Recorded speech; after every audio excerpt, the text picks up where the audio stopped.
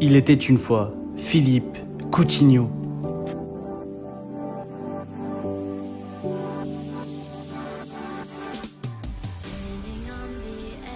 L'histoire du jeune Brésilien débute le 12 juin 1992 à Rio de Janeiro, au Brésil.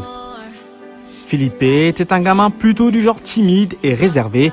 Il grandit avec sa maman, Dona Esmeralda, son papa José Carlos. À sa naissance, il a déjà 2 grands frères, Leandro et Christian. Sa famille vivait dans les bidonvilles de Rio, plus précisément dans le quartier de Rocha. En fait, sa maison était proche de l'emblématique stade Maracana.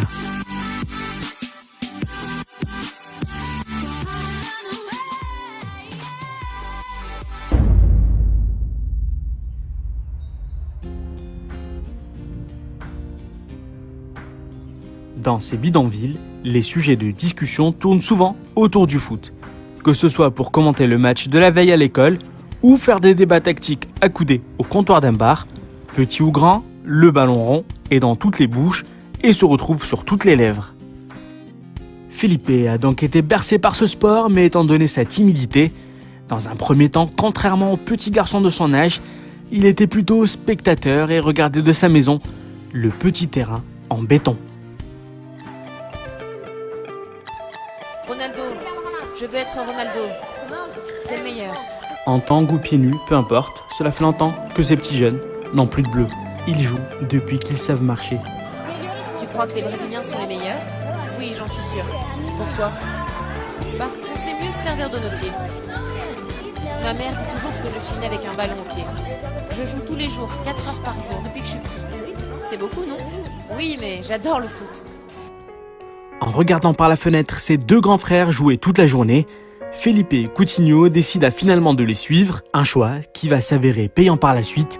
Le jeune Brésilien a à peine 6 ans, mais fait équipe avec des ados de 15-16 ans et défie tous les jeunes de sa cité. Timide, on le croyait mou et fragile, mais les compétences de Felipe Coutinho sont impressionnantes. Technique et vivacité sont au rendez-vous. Coutinho se fait déjà remarquer par ses excellentes qualités de dribbleur. Il devient alors la mascotte dans le quartier. Il était tout jeune, mais était déjà fan d'un club qui, à l'époque, Rivaldo était la star, le FC Barcelone. D'ailleurs, durant toute son enfance, lorsqu'on lui demandait pour quelle équipe tu voudrais jouer plus tard, le jeune garçon répondait timidement « le FC Barcelone ».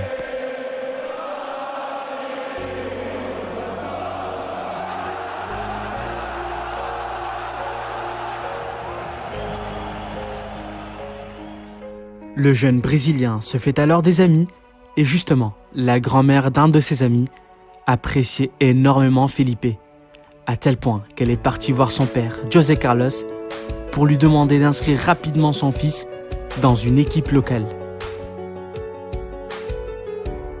Il intègre finalement un club de futsal, tout comme Ronaldo, Robinho ou même Neymar. Il faut savoir que le futsal fait partie de la culture brésilienne, des 5 contre 5 jeux de séquences rapides qui comprennent de jolis gestes, des jolies actions qui virent parfois à l'humiliation. Et c'est pour cette raison que les Brésiliens apprécient ce dérivé du foot classique. Felipe Coutinho fait alors des merveilles dans les gymnases de la ville et c'est à cette période que les recruteurs du centre de formation de Vasco de Gama repèrent la pépite. Ils proposent à ses parents un petit contrat pour former Felipe, cette fois au foot classique. Le père de Coutinho n'a pas hésité. Le jeune doué rejoint alors le mythique club basé à Rio de Janeiro.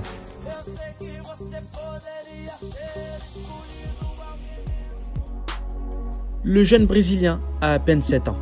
Et comme tout enfant de son âge, il est difficile pour lui de vivre dans un milieu qui n'est pas le sien. D'ailleurs, pour sa première journée à l'académie, il voulait que son père soit avec lui. Récemment, dans une interview, il a déclaré que les premiers mois étaient très difficiles pour lui. J'étais nouveau dans le groupe et tout le monde se connaissait.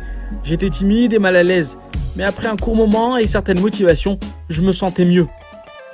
Le jeune garçon suit sa formation et impressionne sur les terrains.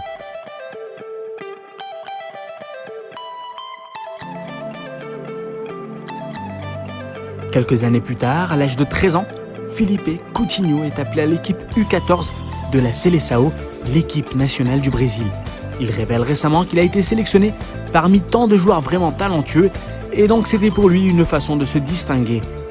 Dans l'équipe, Felipe se fait alors un ami, un certain Neymar Junior. Les deux ados deviennent proches et complémentaires. Ils grandissent ensemble avec le même rêve, percer en Europe. D'ailleurs, le duo est surnommé les Petits Magiciens. À cette période, des clubs de prestige veulent s'arracher la pépite de Rio de Janeiro. Et c'est finalement l'Inter de Milan qui paye 7,7 millions d'euros pour obtenir les services de l'adolescent. Felipe Coutinho atteint son objectif, mais les premiers mois sont très difficiles. Ça l'importe, il a tout de même sorti sa famille des bidonvilles. Le jeune Brésilien ne va rien lâcher pour atteindre son rêve. Le petit garçon timide, gentil et calme, qui regardait les matchs de la cité par la fenêtre, celui qui était fan du club catalan, joue aujourd'hui au FC Barcelone.